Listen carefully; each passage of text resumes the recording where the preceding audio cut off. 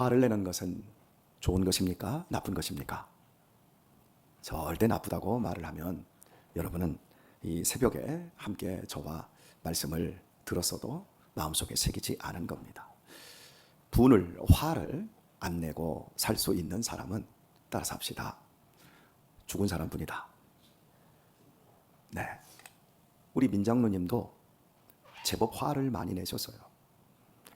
애들한테 참 화만 좀 욱하는 것만 안 했으면 참 좋았을 텐데 우리 신권사님께서 늘 그걸 아쉬워했어요. 저는 제가 운동을 하면서 상대방이나 상대팀에 대해서 갑자기 이 안에서 막 화가 나면 이 경기는 내가 반드시 잡아야 돼. 내가 이겨야 돼.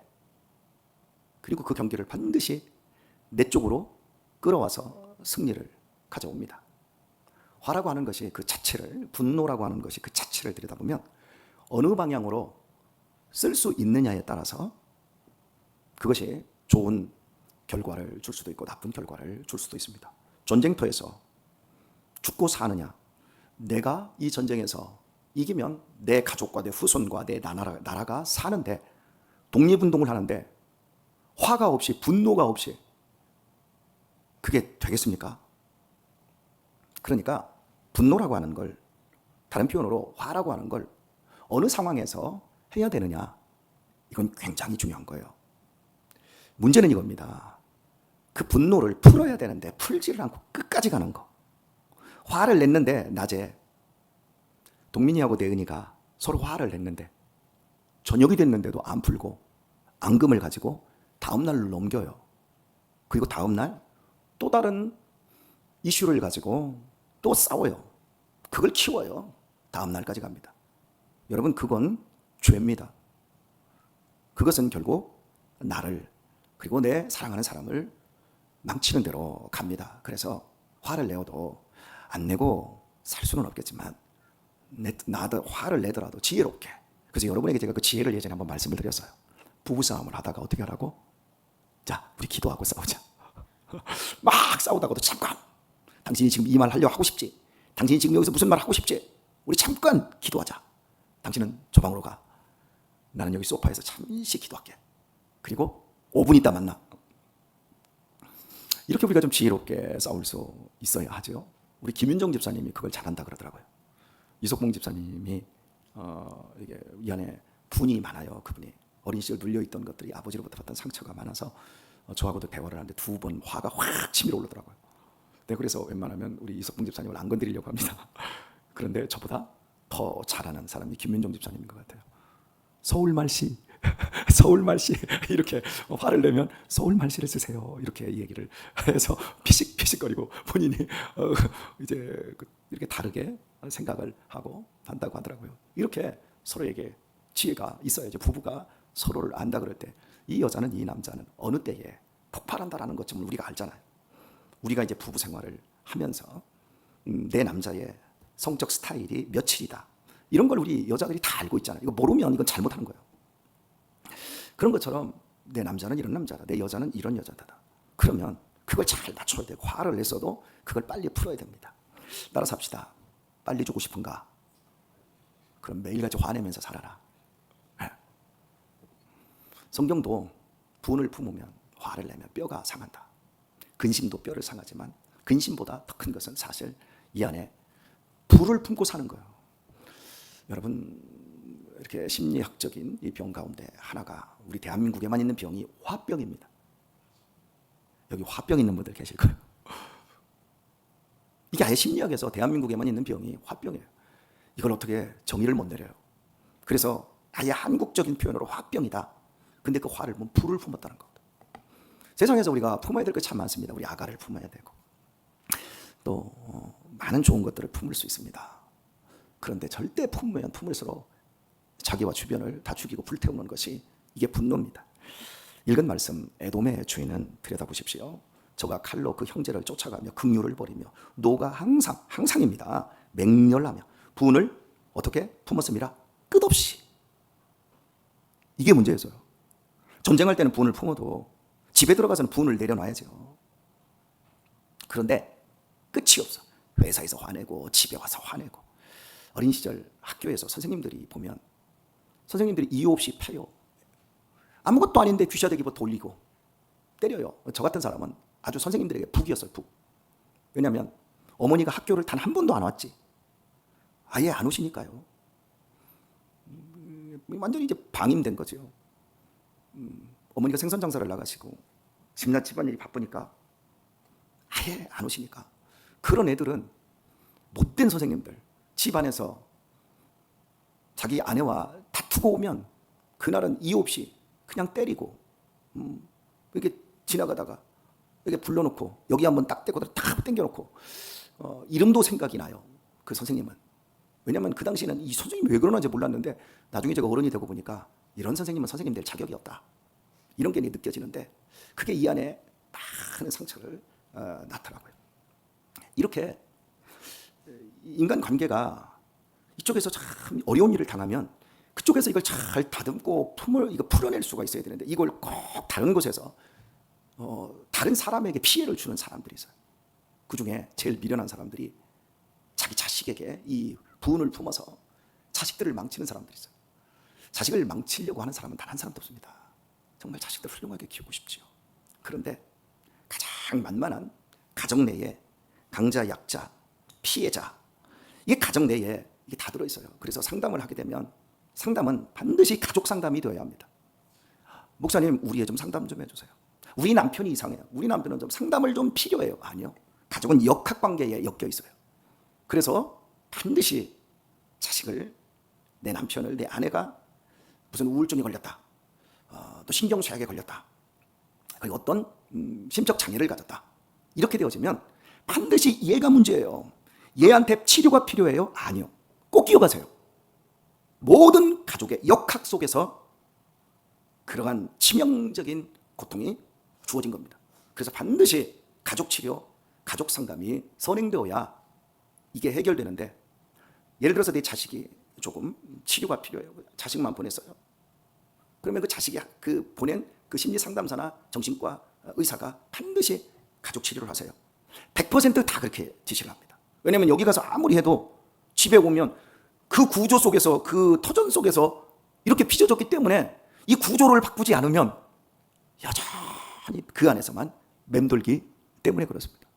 이 가정 안에 분노를 끝없이 품고 그 분노를 해결하지 않으면 그것이 자식에게 가고 그 자식에서 자식에게로 흘러갑니다. 이걸 다 제가 성경의 구체적인 예로 아브라함부터 시작해서 그 아브라함에서 이삭에게 내려오는 그게 아브라함이 자식이 없다 보니까 100세에 얻은 이삭을 엄청나게 편애하고 엄청나게 이렇게 안으로만 감싸잖아요. 그러니까 얘가 순종적인 자식인 것 같은데 나중에 이삭이 가장 못하는 것이 결국 자기하고 다른 성향, 자기가 꿈꿨던 에서를 너무 편애하니까 이 에서가 기고만장해져서 결국은 하나님의 장자의 약속을 개떡같이 여기다가 이 에서가 이삭에게 그렇죠. 에서가 야곱에게 이제 그 장자권을 빼앗겼을 때 그 분노. 이 야곱이 아버지로부터 사랑과 인정을 못 받으니까 엄마에게 붙어서 그러니까 부부 관계가 거기서부터 금이 가기 시작하니까 이 리브가가 이삭을 동원해서 남편을 속여먹고 이러면서 이제 쫓겨가고 그리고 이제 그 이후에 야곱은 어려서부터 지지와 격려와 사랑을 아버지로부터 못 받았기 때문에 편애만 받았는데 엄마로부터만 편애를 받았기 때문에 나중에 거기 가가지고 라반의 집에 가가지고 라헬이라는 여자에 꽂혀버리니까 그 여자의 노예가 돼가지고 7년 동안 수일처럼 일하고 레아까지 그리고 레아가 이 라헬과의 또 그 관계가 자기 형제 에서와 야곱과 같은 경쟁 관계가 또 주어지잖아요. 또 주어지니까 애들 이름을 낳을 때마다 루벤을 낳고 이제 남편이 나 사랑할 거다. 루벤을 낳고 레위를 또 낳고 하나님이 또 나를 사랑할 수 있도록 주셨다. 남편과의 관계에서 그 경쟁, 자기 라헬과 이 경쟁 속에서 치열하게 살아갑니다. 그리고 이제 그 또 자식에게 데려와요. 여러분 이렇게 그 모든 문제의 근원들을 깊이 들여다보면 끊어내지 못하는 데 있는 거예요. 이 분노라고 하는 것이 이 관계 속에서 가장 무섭게 작용을 합니다. 겉으로는 웃고 있어요. 겉으로는 말할 때는 잘 부드럽게 말을 하지만 실제 감정이 전해지고 그리고 어느 지점에 올라서면 그게 폭발을 합니다. 그러면 그런 모든 것들이 쌓이고 쌓여서 한 사람의 인생을 한 가정의 인생을 한 가문을 정말 박살을 내버립니다. 언젠가는 터집니다. 자, 에돔이 가지고 있었던 것이 바로 이런 문제였는데, 여러분 전 세계의 의사들이 가장 많이 쓰는 말이 뭔 줄 아세요? 스트레스 좀 받지 마세요. 모든 전 세계에 있는 의사들이 스트레스 받지 말라. 그리고 이 과를 불문하고 모든 그 의사들이 항상 하는 것, 마음을 편하게 가지세요. 그런데요, 이제 분노라고 하는 게이지를 얘기합니다. 분노 게이지가 높을수록, 그게 분노가 보세요, 사람의 감정의 선이, 참 우리 여기 강은희 집사님도 있고 김경순 권사님도 있고 신용순 권사님도 있잖아요. 사람의 분노는 0에 있지 않아요. 10에 있는 사람도 있고요, 50에 있는 사람도 있어요. 10에 있는 사람들은 끄는 그 점점이 100도시라고 하면 아직 한참 남았기 때문에 막 거기 가다가도 폭발을 안 해. 이렇게 내려와. 근데 어떤 분들은 90에 있는 분들이 계세요. 그래서 이분은 조금만 건드리면 막 분노해버려요. 100도시가 넘어가 버려요. 막 폭발을 해버려요. 이런 분들은 단명합니다. 모든 의사들이, 아니 과학적으로 아예 데이터를 만들어냈어요. 그래서 당신이 분노를 폭발했느냐? 2시간 내에 당신에게 심장마비의 위험이 3배가 높아졌고 뇌졸중 위험이 5배가 높아졌다. 그리고 지금 당신의 몸에 분노를 폭발을 했을 경우 코르티졸과 아드레날린이 온몸의 모든 에너지의 근원이 되었다. 당신의 지금 위를 절단내고 있고 당신의 지금 기억력을 저하시키고 있고 당신은 지금 죽음에 이르는 열차에 올라타 있다. 분노는 그런 거랍니다. 이게 얼마나 무서운 일입니까? 그 쇼펜하우어는 이 분노에 대해서 아주 좋은 지적을 하더라고요. 약자는 분노할 때, 약자는 화가 날 때 분노를 폭발시키지만 강자는 화가 날 때 용서를 선택한다. 현자는 무시한다. 어느 편에 있습니까, 여러분? 여러분은 화날 때 분노하는 사람은 약자랍니다. 그런데 용서를 선택하는 사람은 강자랍니다. 그런데 그걸 그러려니 하고 무시하고 이 감정의 파동 없이 지날 수 있는 사람들은 현자라고 합니다. 이거 쇼펜하우어가 그렇게 얘기를 했지만 사실은 이것은 성경이라고 저는 생각을 하게 되어집니다. 근데 이렇게 말했던 쇼펜하우어는 나중에 자살했습니다. 이 쇼펜하우어는 스스로 강자가 되라. 그 사람의 책을 한번 평생에 한 번은 읽어봐야 될 필요가 있는데요. 읽어보면 정말 인간이 어떻게 인생을 살아야 되는지 그 처세에 대해서 기가 막히게 말을 해놔요. 거의 다 성경적인 사상이에요. 근데 쇼펜하우어는 예수님을 안 믿었습니다. 기독교인들을 미치도록 증오했습니다. 공통점이 니체도 마찬가지거든요. 그 니체의 사상을 보게 되면, 초인적인 사상을 보게 되면 거의 성경 사상이에요. 그런데 거기에 예수님을 빼요. 네가 강해라. 너를 긍정적으로 여겨라. 네 삶을 네가 선택해라. 참 멋진 표현들이에요. 그런데 그렇게 살면 자살해요. 나중에 정신이 분열돼 버려요. 인간은 그렇게 강한 존재가 아니거든요. 우리는 하나님께 우리 자신을 맡겨야 합니다. 그리고 도움을 청해야 됩니다. 구원을 요청해야 합니다. 긍휼이 그 분노가 계속 지속되면 무엇을 우리가 기회를 잃는가 어제 말씀드렸습니다. 긍휼히 여기는 마음을 잃어버린다고 말씀드렸어요.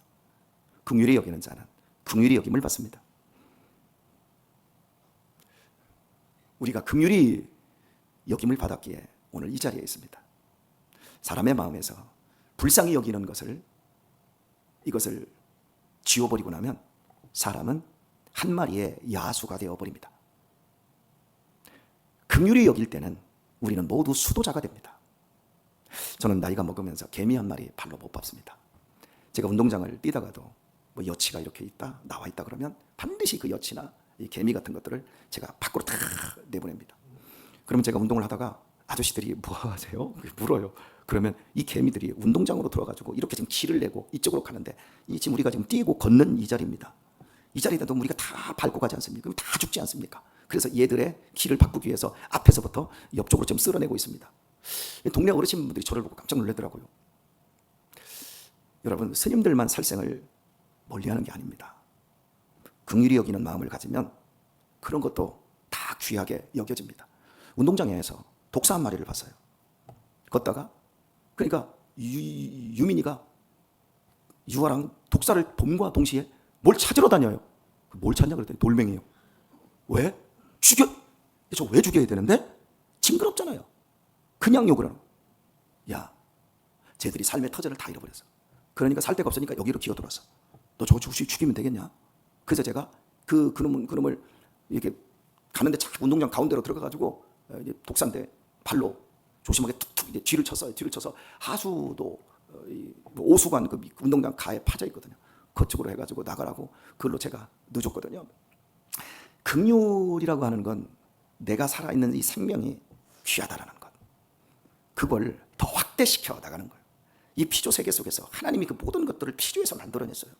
그것들을 죽이고 그것들과 경쟁하고 그것들이 나한테 거친다 그러면 그것을 아무런 생각 없이 지워버린다?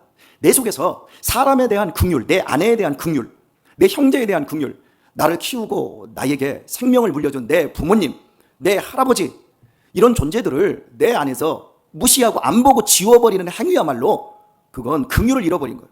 우리가 긍휼을 잃어버리면 우리가 절대 이 세상을 살아가면서 긍휼을 못 받습니다. 여러분이 목사를 긍휼히 여겨 주십시오. 제가 여러분을 긍휼히 여겨 주어야 합니다. 긍휼히 여겨 주지 못하고 우리 목사님은 참 속 편하겠어. 참 우리 목사님처럼 참 편하고 탱자탱자하는 분이 없어. 여러분이 그렇게 생각을 하잖아요? 그러면 저에 대한 긍휼을 놓쳐버립니다. 아, 우리 목사님 참 바쁘게 살지 얼마나 힘들까. 아멘을 해주면 더 좋은데. 예, 이렇게. 아, 우리 집사님도 어제 저녁에 불쇼를 봤어요. 우리는 어제 저녁에 불쇼와 함께 입체 서라운드 어마어마한 막 그 파워풀한 어제 밤을 보내서요. 번쩍 콱. 그런데 오늘 이 새벽에 여기 이렇게 나오셨어요. 막 비가 쏟아지고 정말 엄청난 밤을 우리들이 보내고도 이 자리에 나온 여러분들을 제가 보면 아, 참 저분들이 얼마나 믿음으로 살려고 애쓴다. 제가 여러분 한 사람 한 사람을 보면서 제 마음속에서 여러분을 긍휼히 여기는 이 마음을 저 역시 놓치지 않아야 합니다. 저도 긍휼을 놓치지 않기 위해 애를 써야 되고 여러분들도 긍휼을 놓치지 않기 위해 애를 쓰셔야 합니다. 어떤 경우에도. 제가 목사님들하고 이렇게 많은 경우 차를 한번 같이 이제 타고 이렇게 자주 다닙니다. 그런데 그 목사님들 마음속에 긍휼이 풍성한 목사님들이 계시고 또 장로님들도 마찬가지로 긍휼이 풍성한 장로님들이 계셔요. 그런데 메말라버리신 분들이 계셔요. 제가 그걸 보면 무서워요, 여러분. 똑같이 목회를 하고 똑같이 나이를 먹어가는데 아름다운 것과 긍휼히 여기는 것, 이런 것들을 여러분 가지지 못하면 삶은 그 사람의 내면 세계가 결국 그 사람의 그 외형으로도 그 사람의 사는 환경에서도 그대로 맺어지게 되어집니다. 오늘 말씀 맺도록 하겠습니다. 세상에서 가장 큰 에너지가 뭔 줄 아세요? 겉으로 보이기에는 분노입니다. 분노하면 정말 끝장나는 사람들 있잖아요. 그런데 분노보다 더 큰 에너지는 용서입니다.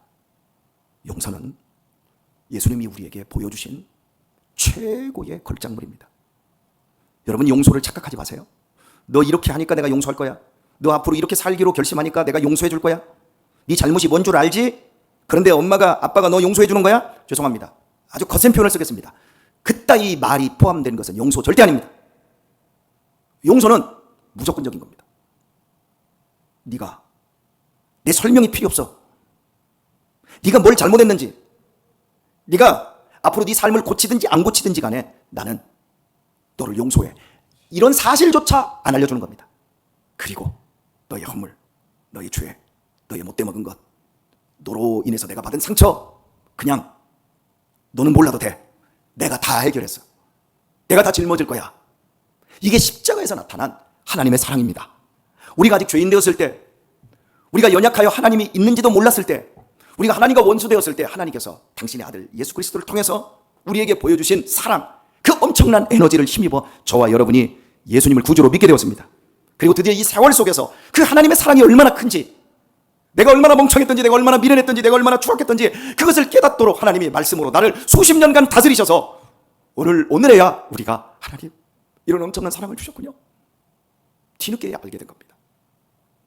우리가 치명적으로 잘못하는 것이 용서를 말로 설명하고 용서를 말로 설득해서 2차적인 또 다른 감정을 만들어내서 계속해서 우리를 분노하게 만들고 더 분노하게 만들어서 우리를 더 고통하고 힘겹게 하는 대로 가는 겁니다. 제가 여러분에게 여러분의 사정, 여러분이 어떠한 상처와 어떠한 분노를 마음에 품었는지는 모르겠습니다. 그런데 여러분, 제가 여러분에게 권면합니다. 용서하시기를 바랍니다. 오늘 이 설교를 들으시는 우리 모든 성도님들, 여러분이 받은 그 상처, 그 아픔, 여러분의 그 고통, 여러분의 그 인생을 짓누르고 있는 그 엄청난 뭐라고 할 수 없는 그 멍에, 그것을 여러분이 해결하고 그것에서 자유하기를 원하면 용서밖에 없습니다. 여러분이 용서하면 제가 약속합니다. 미칠 만큼 더 괴로워질 겁니다. 지금도 괴로워 죽겠는데 여러분이 그냥 조건 없이 무조건 용서하기로 하면 여러분은 정말 죽을 만큼 괴로울 것입니다. 하지만 말씀드립니다. 또 약속합니다. 그러나 죽을 만큼 그 아픔이 가중될 것이고 상처는 더 깊어지는 느낌에 여러분은 미처 팔짝 끼지도 못하고 그냥 죽어버릴 만큼 힘이 들 겁니다. 그러나 그 용서의 아픔을 선택하면 시간이 지나면 지날수록 여러분은 편해질 것이고 여러분은 예수 그리스도의 사랑의 에너지를 여러분은 드디어 경험하게 될 것입니다. 하지만 목사님이 내 상황 아니니까요. 목사님이 경험한 거 아니니까 나이브하게 그냥 그렇게 목사님 용서하라고 교리적으로 설명하시지요? 예.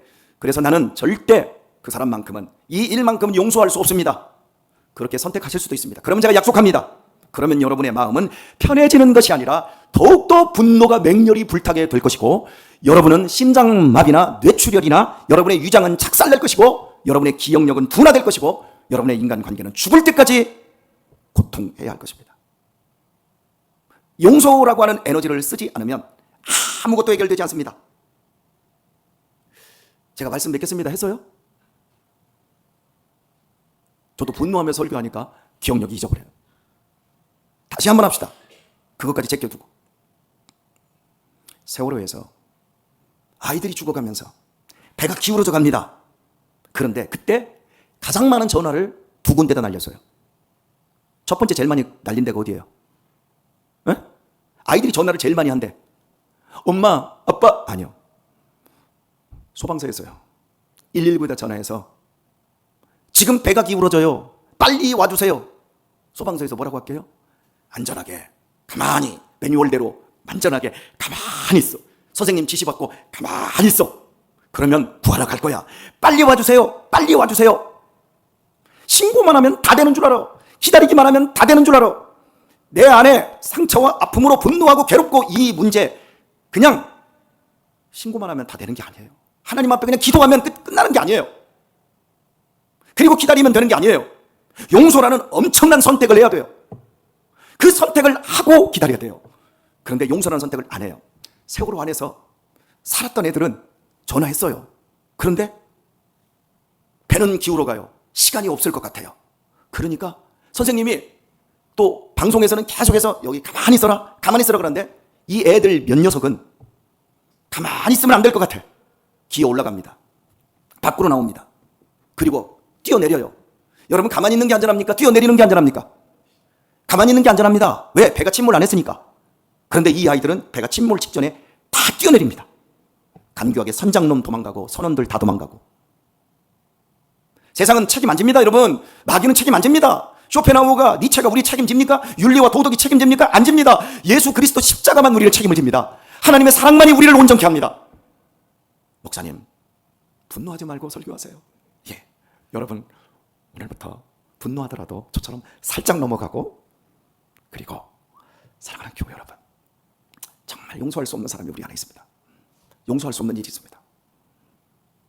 그런데 용서해야 삽니다. 여러분 내게 지혜와 여러분의 가정의 은혜와 여러분의 미래의 축복의 시간이 다시 한번 이 용서라고 하는 것을 통해서 영원토록 시작되는 은혜가 있길 우리 주 예수님의 이름으로 축원드립니다.